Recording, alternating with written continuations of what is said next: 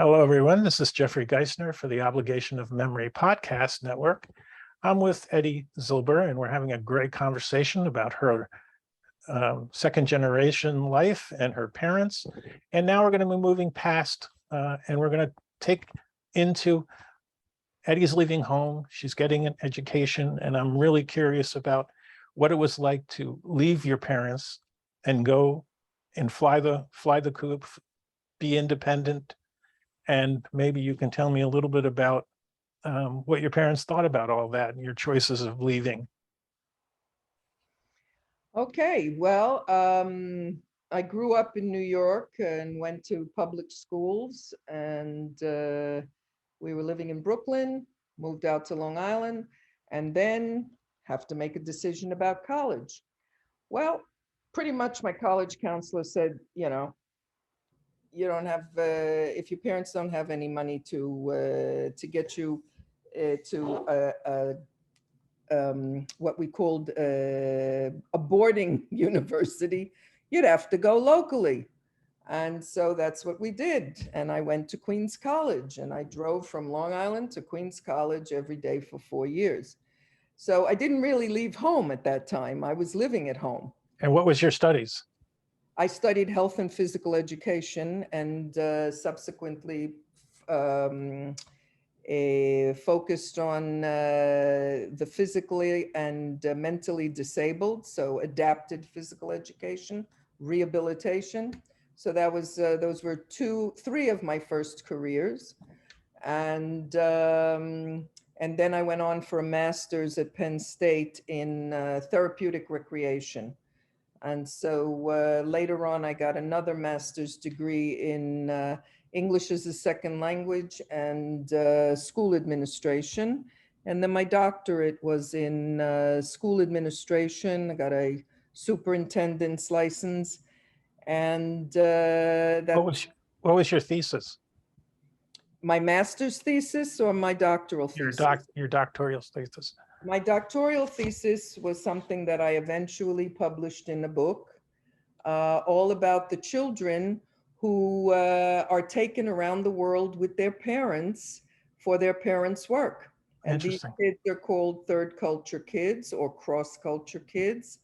And I focused on one particular group of them. And so this has become a professional, is in many libraries in international schools today. So I was curious, how many languages do you speak? 5. Very good. Amazing. I learned more, but I've forgotten more than at this point. So when you said you were in 6 countries in the international schools, which countries were you teaching in those schools? I was in Israel. That was my first position. Then I worked in an international school in Singapore. Then in two schools in Spain, in Valencia and Barcelona. And then in a school in Guatemala. And then in China, in Beijing. I was in Beijing for 4 years. And then came to Arizona. Okay, so it leads to the obvious question. I want to know a little bit how your husband's name is. My husband is Jacob, Yaakov, and he's Israeli, and I met him when I immigrated to Israel. Okay, so you wanted a funny story how we met. Before I get there, I want that story, but I'm trying to put it in my head so the audience can figure out. So you married after you got your doctorate? No. No. Okay, so doctorate was much later. Sorry, when did you marry? In what year? I married in 74. Okay. And so you were living in 74, you were living where? In Tel Aviv. Okay. So you were okay. And is he a 2nd-Gen? No, he's a Tzaba. He's a Sabra, and but both of his parents came to Palestine before the war in the 30s. His father from Poland, his mother from Ukraine, what's now Ukraine. And but their families were all affected. But did they have insight that they decided that they would leave? It was so that is a very critical decision both of them made. Oh, well, there were a lot of these youth movements in every single town in Europe, particularly in Eastern Europe. And so they joined these youth movements, the Zionist youth movements. And as a result of that, many, many Jews were saved because they came to Palestine to settle the land and not knowing what was coming down the road. So they were very lucky, but of course they were very familiar with what was going on in Europe. So it isn't as if, my husband did not know anything about it. Plus, he grew up in Israel and went to school in Israel, and they study about the Holocaust, of course, in the school. And what studies did what does your husband do? What was his education? He came to California and he got a degree in aeronautical engineering. So, and then he came back to Israel after California, and that's where we met. So I want to hear the story of how you met. I want to hear a good story. So I have a very good friend from the international school. She's from England, and she was a real social butterfly. She knew everybody.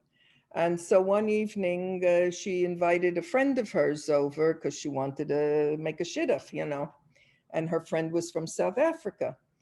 And the friend turns up with a friend. And the friend was my husband, my future husband. And so I wasn't too crazy about him, but I liked the other guy. And she invited them over and we played a game of international Monopoly. And we had a French board, a British board, an Israeli board, and an American board. It was quite an interesting thing. Of course, you can never win. And so that's our story. We met over a Monopoly game. And then right away, the October War broke out. So we were in the middle of that. Was he in the Army? He was in the Air Force and worked on fixing all the planes that were coming back.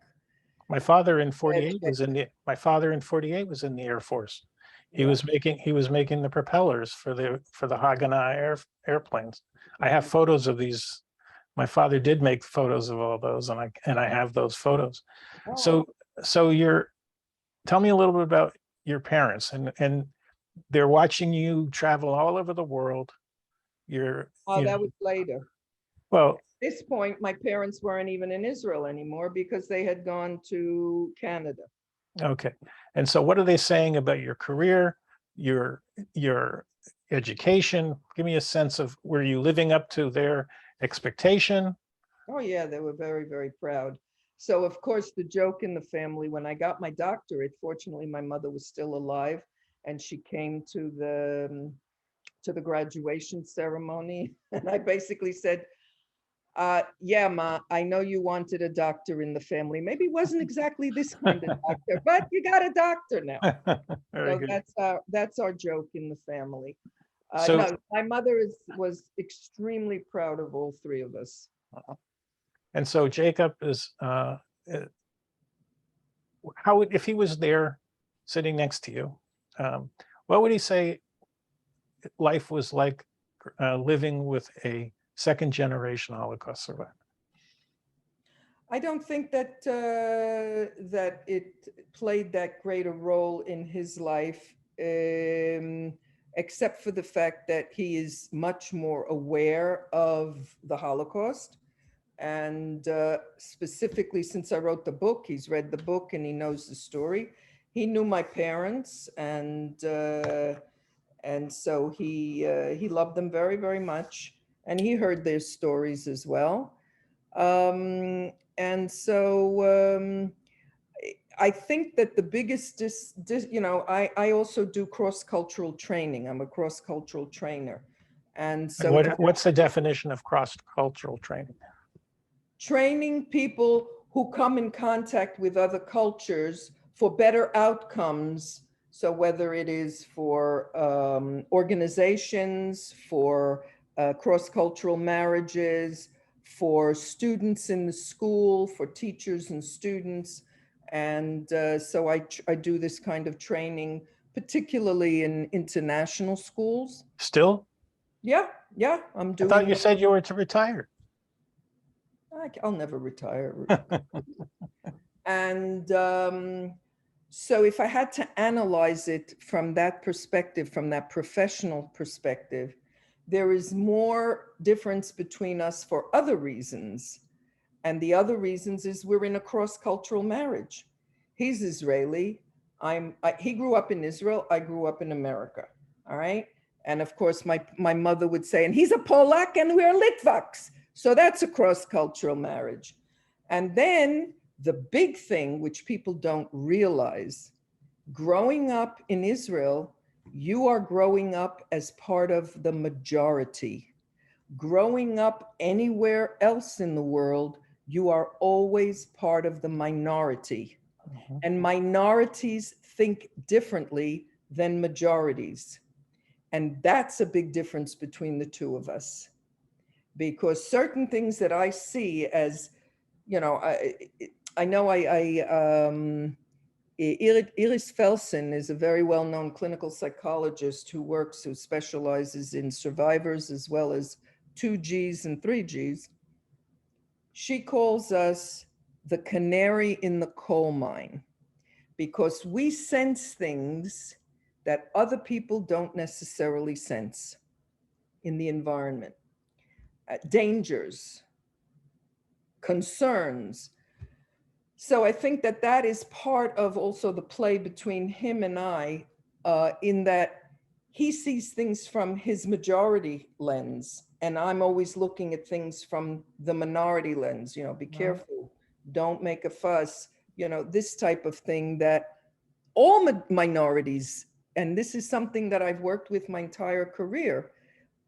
Many minorities, and I've learned that most minorities behave the same way. So it's a very interesting thing. So even, you know, with local politics and things, our conversations, a lot of it has to do with the way he sees the world and the way I see the world. And that's culture. So what did, you know, I could tell you from my perspective, and I if you want, how I manifested my trauma, even though my parents never spoke.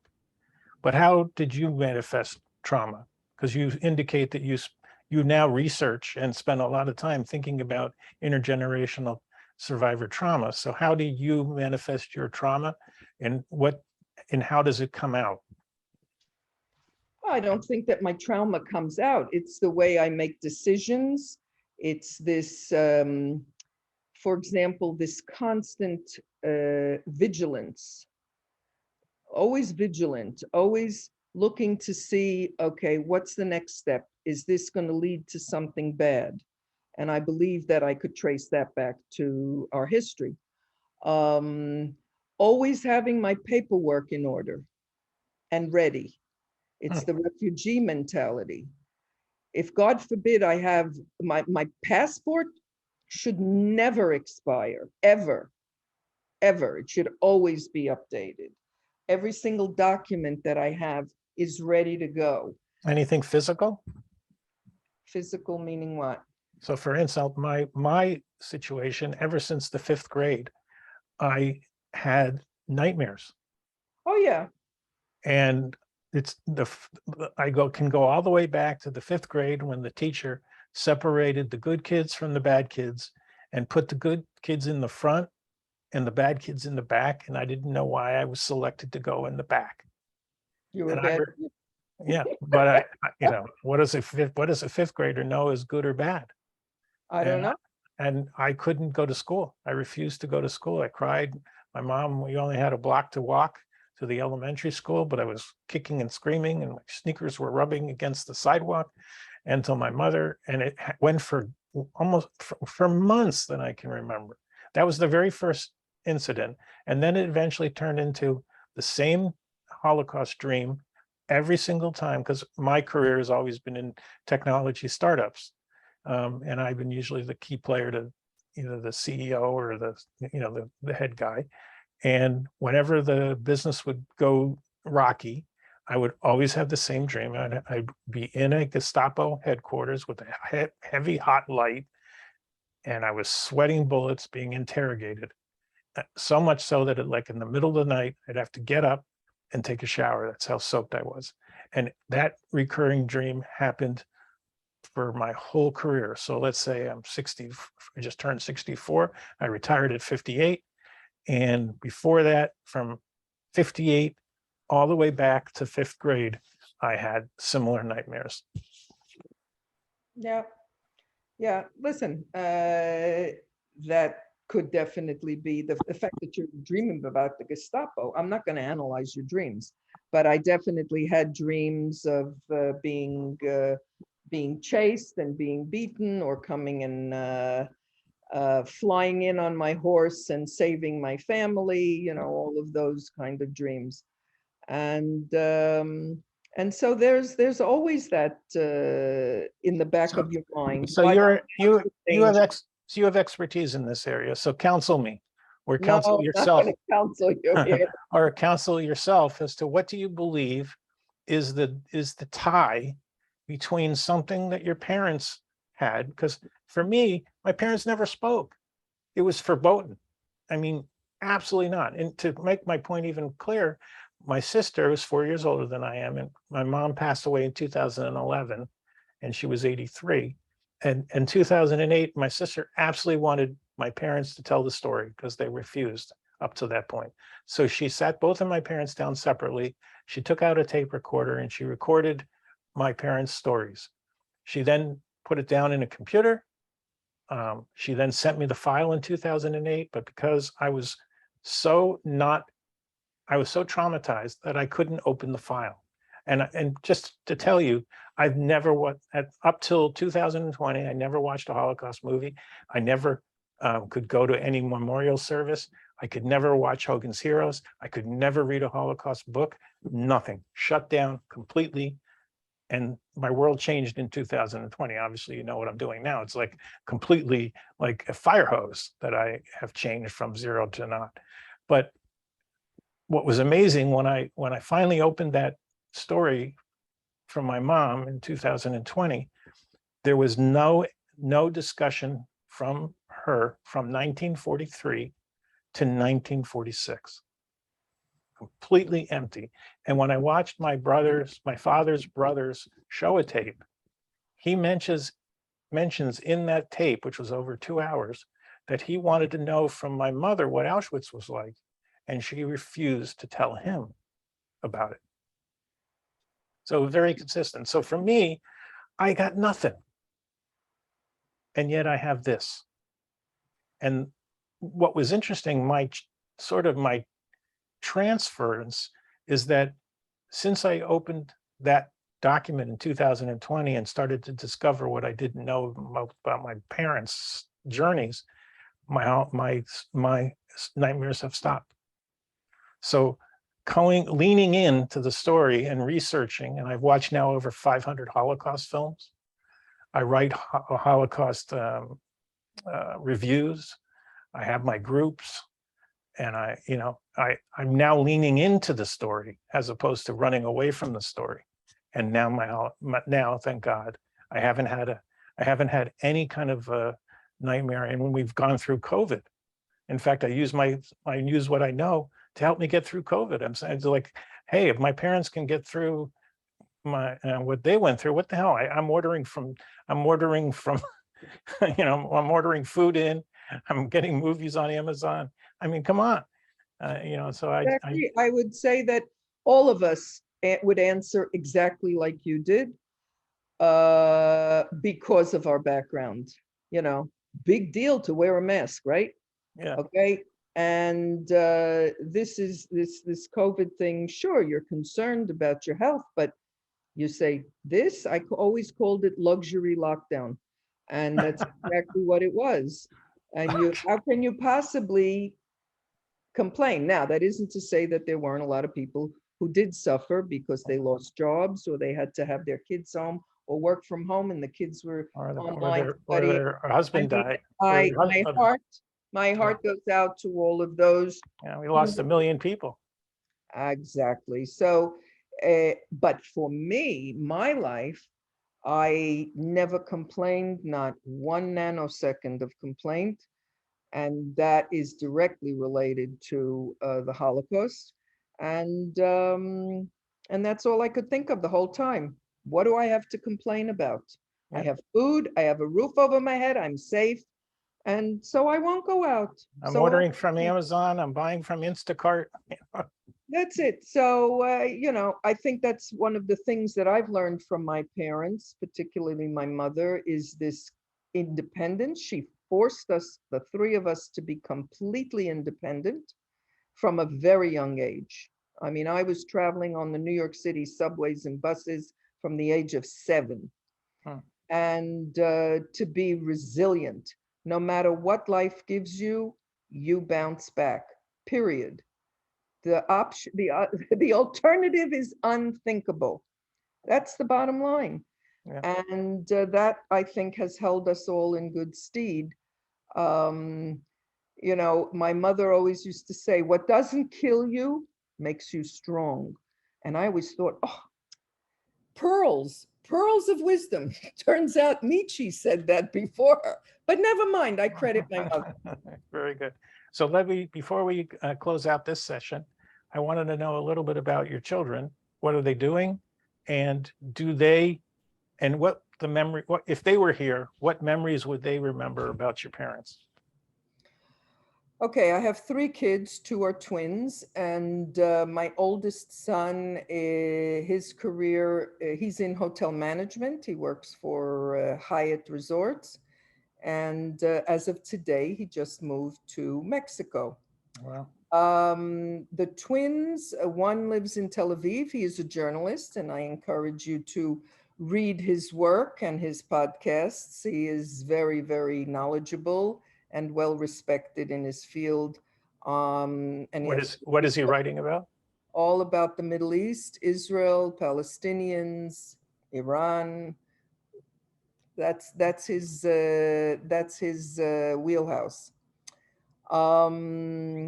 And my daughter is an entrepreneur, and she's a COO of another company, and she lives in New York, and she has 2 kids, and my other son has 1 kid.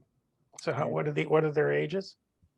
The babies, my granddaughter in Mexico is 10, and my little ones are 6 and 4. And how old are your children? My children, Yeah. 40 and 47.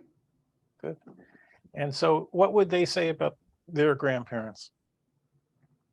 They adored them. Well, the little ones didn't really know my father, but Right. my older son did know my father, and he did know my mother. But again, we were not living in the same country for most of their lives. So only for sporadic periods of time were they actually in the same country. And with my father, they were never living in the same country. It was only through visits that they met my parents. And after my father died, my mother came back to Israel, so we had some time together there, and then we went overseas again. So And what would your children say about you and your husband what would my kids say about me and my husband? as it relates to trauma, as it relates to being a helicopter parent? I'm a helicopter parent. You're not? No, I push my kids to be independent also. Okay, so Just like my that mother. comes from your mother. Absolutely. You have to be independent. You have to stand on your own 2 feet. You shouldn't be afraid. And even if you are afraid, you swallow your fear and you move on. Do they come to you as a confidant? Yes. Same with your husband? Yeah. Or is it different? Do you have different roles as far as when they come to mom or when they come to dad? It depends what they want to ask, but very often they come to me for advice. My journalist son speaks to my husband a lot about Israel and the situation, because my husband is very, very up on current events in Israel and of course Israeli history. So he would, confer with him. And so no, we're very, very close. And How about raising the kids? How about them? They're raising their children. How are they coming to you and asking you or your husband about their thoughts about great child rearing? Yes, yes. It's funny you should mention it because we just spent a month in New York with the little ones, and that was a focus of discussion. And of course, I'm an expert on international schools and raising children internationally. So my oldest son's family, who has been moving, they've been moving around the world.